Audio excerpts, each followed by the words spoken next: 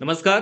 Political panchayat देख रहे हैं आप। आपके साथ मैं हूं हिंगला अजदान और आज हरियाणा की सिरसा लोकसभा सीट के इतिहास और वहां के समीकरणों को समझने की कोशिश करेंगे और साथ ही साथ ये भी समझने की कोशिश करेंगे कि कांग्रेस की कुमारी शैलजा या बीजेपी के अशोक तंवर या फिर जेजेपी के रमेश खटक या फिर आईएनएलडी के संदीप लोट या फिर बीएसपी के लीलू राम आशाखेड़ा इस बार के चुनाव में इन 5 प्रत्याशियों में से कौन चुनाव जीत सकता है। ये सुनीता दुग्गल का फोटो है जो यहाँ की जो सिटिंग एमपी है। सिरसा लोकसभा सीट के जातिगत गणित को अगर समझते हैं और उसमें अगर विशेष तौर से एससी वर्ग की बात करते हैं तो यहाँ के ओवरऑल जो वोटर है वो 20 लाख के करीब है, फाइनल वोटर लिस्ट का डेटा। और उसमें से एससी के वोटर 29.2% है, 5,88,057 के आसपास है। सिख वोटर 20.11% है, हालांकि हम मुस्लिम बहुत कम तादाद में है, 0.9% में है। और एसटी भी 0% के आसपास ही, एसटी का भी वोट बहुत ज्यादा यहां पर नहीं है।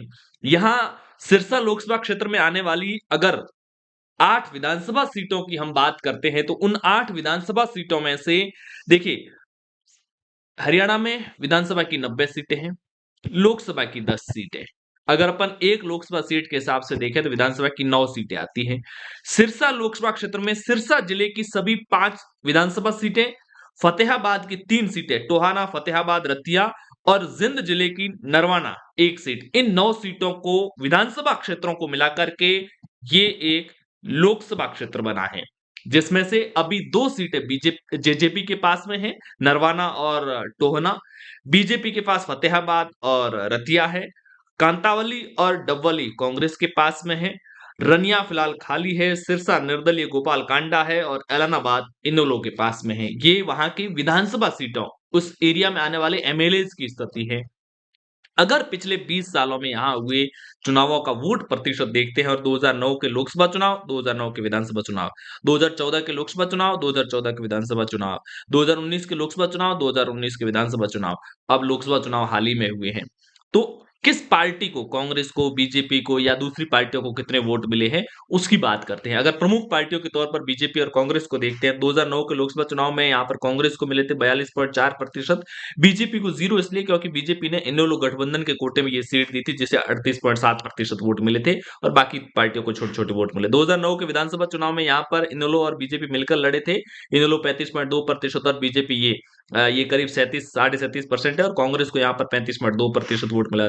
2014 के लोकसभा चुनाव में भी कांग्रेस को 30.6%, इनेलो को 39.7% वोट मिले थे और इनेलो के यहाँ पर प्रत्याशी चुनाव जीते भी थे। 2014 के विधानसभा चुनाव के अंदर 18.9% कांग्रेस, 24.8% बीजेपी, 32.6% इनेलो कोटे में रहे थे और इस दौर में इनेलो और बीजेपी का गठबंधन टूट भी गया था।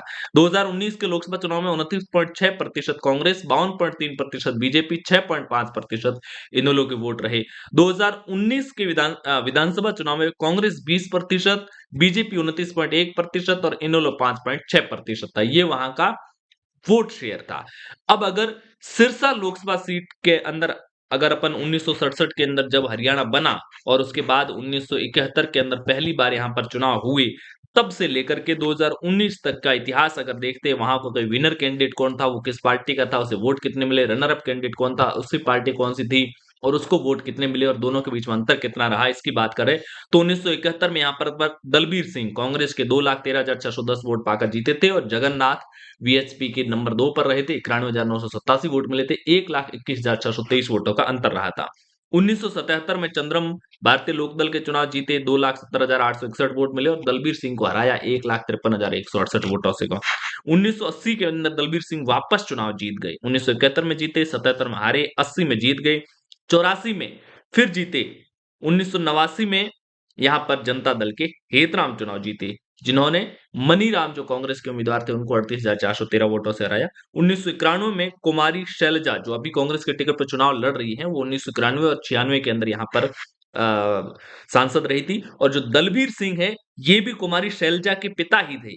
जो दलबीर सिंह यहाँ पर सांसद रहे हैं 4 बार, 1967 में भी वही थे और हरियाणा बनने के बाद 1971 में भी वही बने, 1977 में हारे, 80 में, 84 में लगातार बने।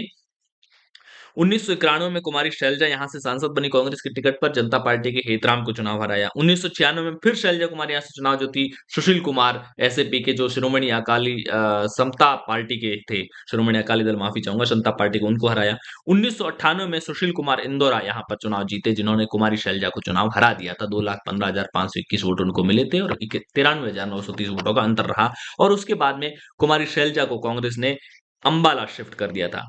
1999 में सुशील कुमार इंदौरा फिर से यहां पर चुनाव जीते, कांग्रेस के ओम प्रकाश को चुनाव हराया। 2004 में आत्मा सिंह गिल कांग्रेस के यहां पर चुनाव जीते, सुशील कुमार इंदौरा इंडियन नेशनल लोकदल के थे, उनको चुनाव हराया। वो 71,475 वोटों का अंतर रहा। 2009 के अंदर कांग्रेस के अशोक तंवर चुनाव जीते, जो अशोक तंवर अभी बीजेपी के अंदर में है।